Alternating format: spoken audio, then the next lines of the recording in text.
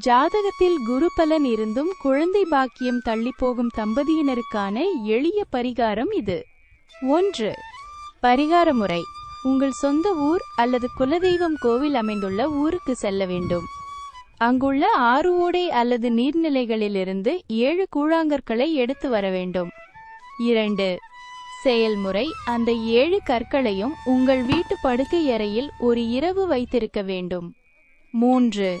வழிபாடு.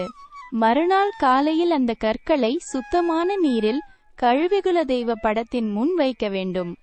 ஒவ்வொரு கல்லுக்கும் சந்தனம் மற்றும் குங்குமம் போட்டு வைத்து குலதெய்வத்தை மனதார வேண்டிக் கொண்டு குழந்தை வரம் கேட்க வேண்டும்.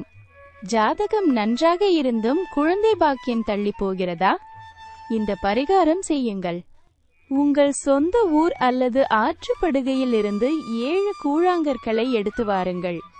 இந்த 7 கற்களையும் ஒரு இரவு உங்கள் படுக்கை அறையில் வைத்து தூங்கவும்.